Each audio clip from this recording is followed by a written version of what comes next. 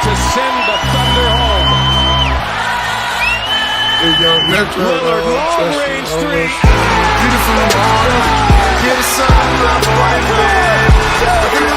Ladies and gentlemen, and all CO Sports Talk enthusiasts, welcome back to CO Sports Talk 56. It's Sunday, March 6, 2022, and we are back better than ever with an all-basketball episode and a touch on the MLB and the unfortunate situation that's going on. So let's get right into it. How are you today, Oliver? Doing splendid today, Casey. It's a nice Sunday evening. And talking about basketball today, a little bit of MLB, like you said. How are you? I'm great. You know, it's a little bit of a sandwich episode today between last week's monster episode of Josh Berman and next week's monster episode of March Madness, Selection Sunday with a special guest. Yep. So that being said, does not mean this is a bad episode. So let's get right to it. Let's do it. Talk a little professional hoops real quick. Talk a little about the NBA. As a Warriors fan, I've been really going through it lately. We're still third in the West, but if we just start, winning some games consistently like our talent suggests, we'd be first in the West right now. Because Phoenix has been skidding a little bit without Chris Paul and Devin Booker. So, this loss to the Lakers really it pained me. After 3 losses prior to that, we've lost 8 of our last 10, and we're resting Wiggins, Clay, and Steph in Denver tomorrow. So it's probably going to be 9 of our last 10 tomorrow, and it's just not looking good right now. The Jazz are slowly approaching. We're at risk of falling to the 4 seed. It's just not good. But apparently, Adrian Wojnarowski said that Draymond Green is returning in 7 to 10 days. So that's big news. As the Warriors are 500 without Draymond and 27-6 with him. So obviously, makes a huge difference. But do you see this Warriors team turning back around and showing how good they can be like they did earlier in the season, or do you think that they're kind of going to be like this for the rest of the year? Yeah, I think it really shows Draymond Green's the heart and soul of this basketball team. Without him, Steph really seems to have to do a lot on his own. He goes into hero mode and doesn't often mean it's a bad thing. However, they really need Draymond. It's just a heart and soul, leader of the team, scrappy player, They've obviously struggled lately. Many people are blaming Steve Kerr, especially last Sunday against the Mavericks when they choked that big lead. I personally, I still am a big Steve Kerr fan. Losing to the Lakers, especially the way the Lakers have been playing, obviously isn't too good either. So, however, I still have faith, they can get it together. But, they're really struggling right now, this Warriors team. And in the East, how about the Heat? The Heat out of nowhere, well, maybe not out of nowhere, but as a more casual fan than you are, they have a solid lead in the East Coast Conference. Yeah. And the Nets have really fallen off. Even with KD coming back in the last couple of games, they're still now, I think, outside the playoff picture, or they're outside of the 8th seed, if I'm correct. The Bucks beat the Suns today. But, the Heat are good. They're really well coached with many people think is the best coach in the NBA with Eric Spoelstra. And they have a nice core of guys, a lot of undrafted guys too, like Duncan Robinson, Max Strus, and guys who've flown under the radar like Caleb Martin out of Nevada. Nevada, yeah. Yeah, so a lot of guys who they've kind of just found off the street are doing super well, and obviously they're led by stars like Jimmy Butler, Bam Adebayo, and with nice role play from guys like PJ Tucker and things like that. So, it's a really good, deep team, and I think they can go far. But my new favorite in the East is the 76ers because they've just been playing so well. And also, don't forget the Boston Celtics. I didn't like the Boston Celtics. They were pretty bad at the beginning of the year, but they've won, I think, like 9 of their last 10. So they're looking really good. And the Cavaliers are also good somehow. Yeah, the East is cool. It's pretty weird. There's a lot of shaking up. Yeah, Atlanta's weird. They can't stay consistent. But I think in the West, the Grizzlies lost today, which is good for the Warriors, but the Warriors just need to get back on track. It's just Jordan Poole, like you said about Steve Kerr. I still like Steve Kerr, but he's like hated by like all the fan base now, especially on Twitter. But those are the Twitter people. They overreact for they just overreact for interactions. But yes, he could manage his rotations a little better. I don't like the lineups he puts out there sometimes with just 0 scores on the floor. I think you should have at least a pair of Steph Curry, Jordan Poole, Clay, or Wiggins on the floor at all times. At least 2 of those guys on the floor. So, yeah, things could be better, but I think Steve Kerr is not at fault when this team goes completely cold in the fourth quarter and cannot start a game off well to save their lives. The only 2 quarters they are playing well in recently are second and third. So they need to figure out how to, get their rhythm going at the start of games and at the end of games. And this defense has gotten awful, and that's due to the lack of a big. Kevon Looney's always the tallest guy out there, and he's an undersized center. So James Wiseman needs to come back. Draymond Green needs to come back. And I think when we're fully healthy, things will start turning back around. But as of now, I just don't see this team doing well at all with the roster it has with no big men. James Wiseman, come on. Where is he, man?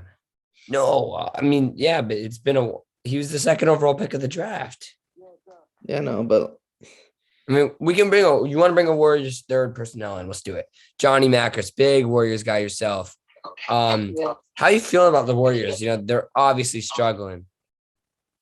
Yeah, they're struggling really badly right now. I mean, the Pistons have way more wins after All-Star break right now than the Warriors have. Warriors haven't won a game. If I had to point the blame to one person, it would be Steve Kerr. Simple as that. Oh. He's simply overrated. Not the best coach. I mean, I think his system works really well, but the rotations are abysmal. They're awful. They make no sense. He doesn't play Gary Payton II enough. He plays Damian Lee way too much, and I mean, I think he's the problem for the Warriors right now. All right. Well, thank you for your insight, Johnny. Thank you for calling. Yeah.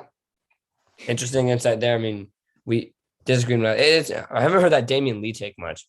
I have. I mean, Damian Lee. I think Damian Lee's a little bit overhated. Like, yeah, he's on the court for one reason. That's to shoot threes, and he doesn't always make them.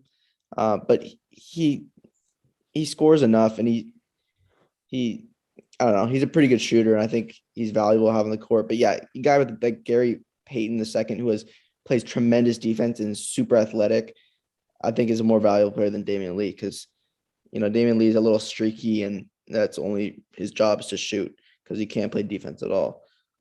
Yeah. And I mean, I'm glad guys like Bielitsa have gotten less play time because he hasn't impressed me at all this year.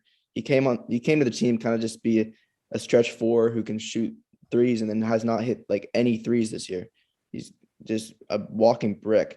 So yeah, I like Belly. I mean, there's not a player I dislike on the team, but just sometimes their play frustrates me.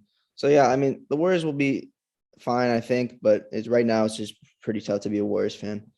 definitely. I know it feels spoiled because we're still 3rd in the West, but if you've lost 8 of your I think last, we're 2nd actually if the Memphis lost. Oh, we're back 2nd. Okay. Yeah. Well, yeah, even more so. But if you lose 8 out of 10 games, it still doesn't feel great. But yeah, I mean, I still like the 76ers to win it all right now. I think they're playing good basketball because I like how Harden and Embiid, they don't seem to have any issues. Yeah, they seem to complement each other nicely. I like the Phoenix Suns, I think, when they're all healthy, but I think 76ers out of the East is a good call. Yeah. All right, let's move it on to the step lower, college. All right, ladies and gentlemen. So you're going to see some bracketology here. So according to Joe Lenardi, one of the most trustworthy bracketologists out there, his NCAA 2022, and it's updated by the day. So don't worry, Joe was on it. His top overall seeds Gonzaga. I mean, no complaints there. Right now, they're in the WCC tournament, and the WCC rigs it so hard they're yet to play a game. So yeah, first team out, Indiana. They almost beat Purdue yesterday. However, they just fell short. I was watching that game, and an SMU last team in. You can see it more closely here. So it looks like for all you San Francisco natives, the USF Dons have officially clinched March Madness as they're not even in the last 4 buys. They're way in. So that's good for them. It'd be interesting to see Wyoming in. It's been a while since we've seen the Wyoming Scarlet. Sorry, I think Scarlet. It's Wyoming Cowboys in March Madness. And then Flyers fans. I mean, I don't even know why BYU's here. They're already out of the WCC tournament. They should not make it. Yeah, and Virginia Tech lost too. They're not going to make it. And for everyone watching, I just cannot fathom the fact that Santa Clara Broncos are not here. Like, we're in the Final Four of the WCC. We have a better, if not the same record as USF. We're the 3 seed of the WCC. If USF's not even the last 4 by, why are we not even in next 4 out of BYU? We've beaten St. Mary's. We've not lost to a single team that's not the Big Four. So St. Mary's, BYU, Gonzaga, and USF. So we don't have any bad losses in the conference. I mean, Santa Clara, consider him. Friend of the program, Jalen Williams. He'll be coming on if they make the tourney. So we want to see it. But let's look at some potential matchups. I mean, we just talked about an amazing one we can see, and we both love the matchup of the 8-9 Michigan State and San Francisco. I mean, God, it's just so cool to see San Francisco in the tournament, man. Just give it to me now. Yeah, I haven't seen this in a while. It's hype. The Dons are looking to be in, and as a 9 seed too. And I would take the Dons too. I mean, I think Bouye from San Francisco is spectacular. He's one of the best players in my country. Yeah. I've seen him play twice now. He's unreal. Yeah, this team's good, man. Also, the other 8-9 matchup, 8-9s are always the best in my opinion. That San Diego State team looks really good. Matt Bradley, Cal transfer, he's been terrific this year. And TCU, they just had a big upset this week, against Baylor. It's Kansas. They did beat Baylor though. Or no, they beat Baylor. They did. Yeah, not. they did. Yeah. They beat Kansas and Baylor. Yeah. Yeah, and then going down, man, we got a lot of good matchups here. I like that Xavier/Wyoming Houston matchup. Ohio State Memphis would be really good. Pick Memphis there. They're steaming hot right now. Ohio State keeps losing games to teams they shouldn't. And I really like this Memphis team right now. At first, I think they're like kind of 500 at the beginning of the year, like 8-9, 9-8, something like that. Now they're 20-9. So they're steaming hot. Penny Hardaway's finally got his team under control. I like Memphis to make a run. And we can also touch on the 3 teams that clinched today, so that are 100% in, and that is 1, Longwood from the Big South. Good for them. I love when a first-time team makes March Madness. It's always just good for the school, great for the players. So fun. It's March. So great for Longwood winning the Big South. They're projected a 15 seed. At least that's good. At least they're not projected a 16. And then also Murray State clinched. Yep. John Morant's alma mater. I mean, last time we saw Murray State, they had that nice upset over Marquette, where it seemed like everyone picked Murray State in that 12-5, but they haven't played as they won the OVC. And also Loyola Chicago once again wins it. I think they're in the MVC, the Missouri Valley. And I would pick them to win that matchup. I like St. Mary's. I mean, obviously they just beat the number 1 team in the country, but St. Mary's has been a little shaky from this year. Yeah. And Loyola Chicago, you know what they can do in March, especially as an 11 seed. So especially in Indiana, they're gonna have a big home crowd presence. That's true. I like Loyola Chicago there. And watch out for potential. And if they win, let's say if the bracket's exactly like this, I like them beating Purdue too. I kind of with you on that. I mean, we've seen them so many times being successful in March. And also, I think if the St. Mary's Gales, if they win tomorrow against Santa Clara, I think they should be good. If they lose again to Santa Clara, they'll still be in the tournament, but I don't trust them. But I also like that Marquette-Miami matchup, and I'm curious, who do they have the Notre Dame Irish playing? Yeah, it was bottom left. It was USC. USC Notre Dame, the rivals in football, that would be unreal. And I would take Notre Dame personally. I think USC is a little. Yeah, USC is fraudulent, bro. They lost to Stanford twice. Yeah, exactly. I don't think USC is that good. I think in the Pac-12, Arizona and UCLA, and even Oregon, I don't know if they're in right now. I don't think they are, but I think the Ducks. I mean, Dana Altman is a terrific coach, and when it comes to the tournament, he always has them ready. Yeah, they're not going to make it. They have to have some magic in the Pac-12 tournament. They're not playing like they want to make it. They just got blown up by 20 to Washington State. Yeah, I saw that. But I mean, they're good when it comes to tournament time. But yeah, we're at tournament time for all Power 5 conferences. Do we want to talk about who we can quickly say who we have winning maybe all 5 Power 5 brackets, or 6 with the Big East? All right, so here we go. Conference tourney predictions. Let's get it started. The Big East. So the Big East, Wednesday, March 9th, that one starts.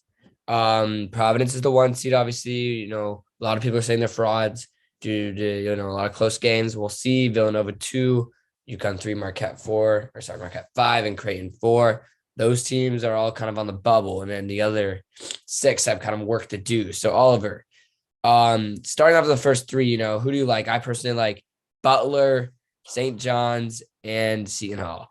I mean, DePaul, are they ever going to be good?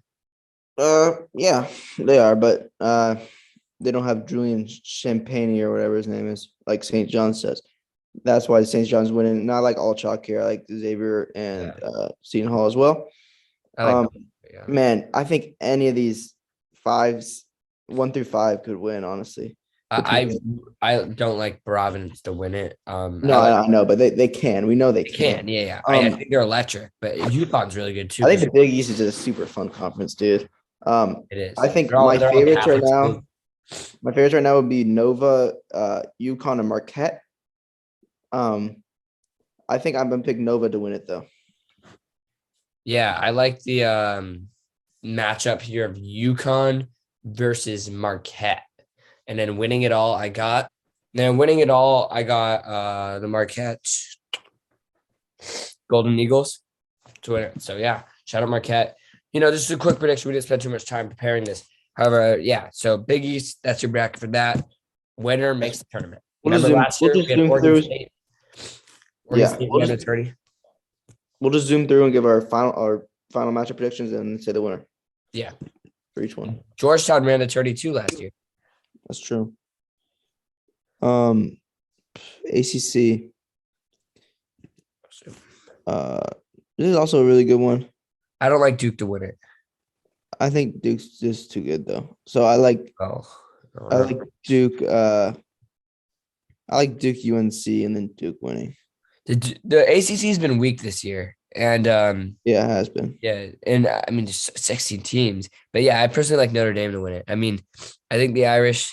They have a triple bye here, and I think they'll beat UNC. They're better than UNC.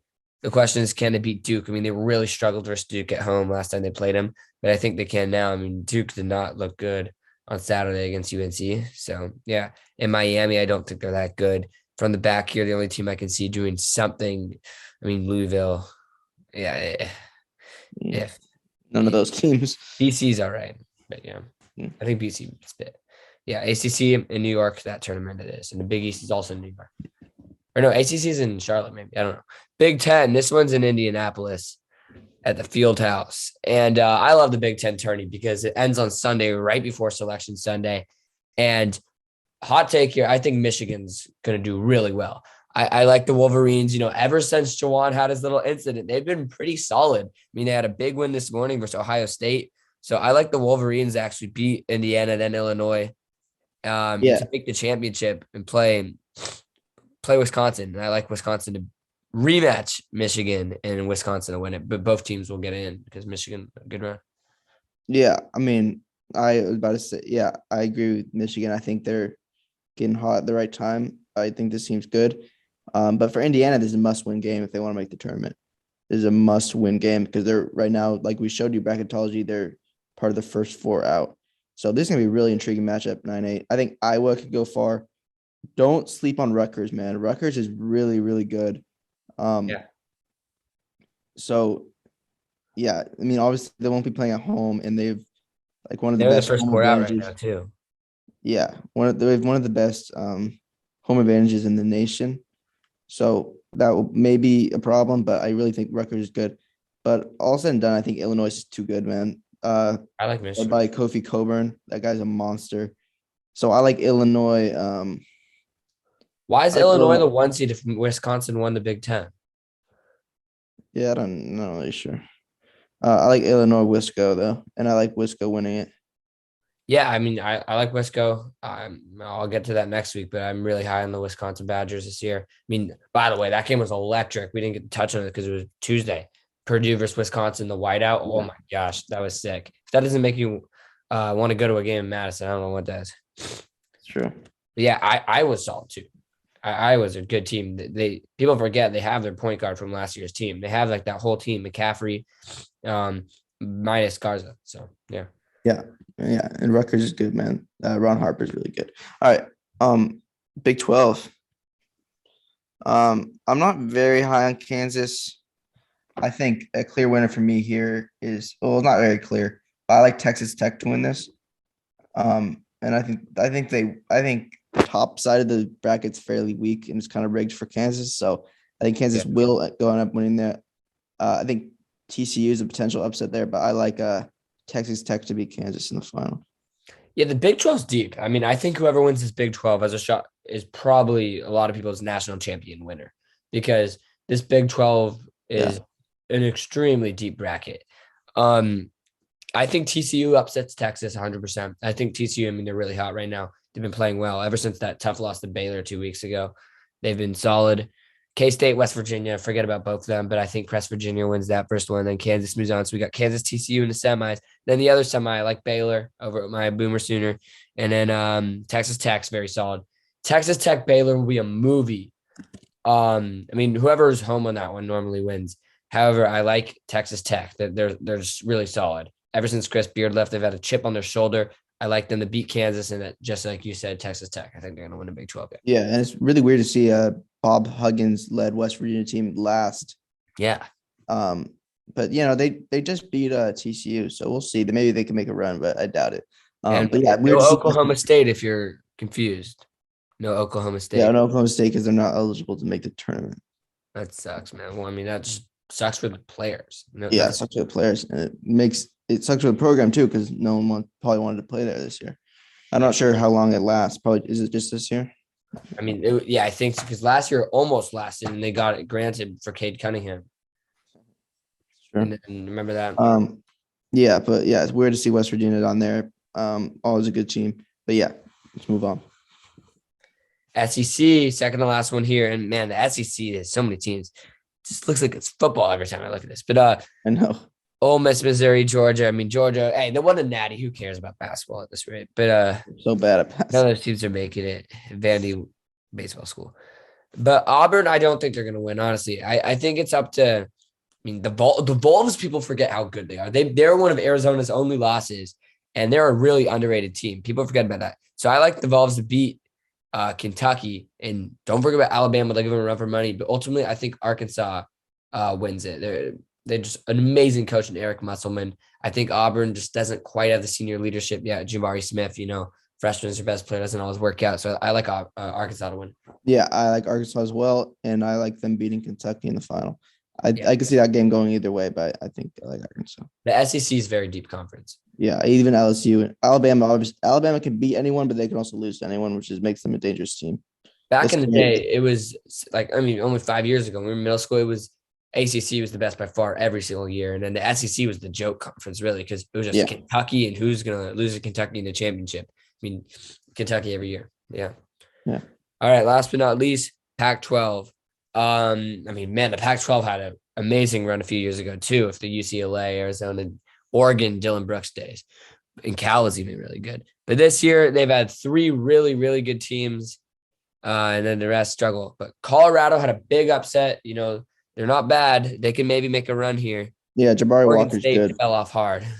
Yeah, one of the worst falls in history. I was going to say, watch out for Colorado in this. Jabari Walker's really good. They want to make the tournament. And they got a big senior leadership too. But Arizona's going to win this. Let's be honest. I think it's going to be over UCLA. I like the Bruins to win it. I think they're just a bit more experienced. Arizona's very solid though. Yeah, I also like Cal to play Arizona in the semis on Friday, March 11th. It's ridiculous. Okay. I mean, we've seen Cal to play. I can't pick UCLA to win that if Cal. Never mind. But I like Cal to beat Washington State because we've seen time after time. Mark Fox sees his team on Cal sucking. I like Stanford. Yeah, and I like Stanford. Always win their first round. They beat Stanford 2 years in a row now. That's true. I like Stanford in that 9-8 matchup as well. Yeah. All right. So there we have it, folks. And the WCC is going on. It's San Francisco versus Gonzaga tomorrow and Santa Clara versus St. Mary's. So I like Santa Clara versus Gonzaga championship. And yeah. Do you think if Santa Clara wins this, they're in? I don't. My grandpa, big fan, by the way, also big fan of the show, says they have to win. He's also a very pessimistic fan of his teams. So who knows? They have to beat Gonzaga. That's what he says. But he also says they're in the NIT no matter what, which is the best team we've ever had then since Nash. Yeah. All right. So there we go. March is here. And yeah, we're excited to bring it to you. The MLB officially canceled the first 2 series of the season. We're going to quickly touch on this because we don't have that much time. But very sad news is we're both big MLB guys and love going to Giants games. I went to 15 last year. Yeah, I love my Giants, man. So that's a bummer because, Yeah, man. It's just a shame. We have wars going on. God bless everyone involved in that. And we have we have COVID. We've had that last 2 years slowing down, but still. And people can't get along over just like money and stuff, not even anything big.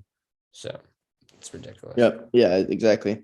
There's been a few rule changes that they've agreed upon. Bigger bases, not really sure what it does. Pitch clock, so like a shot clock for pitchers. So they have to kind of speed up the game.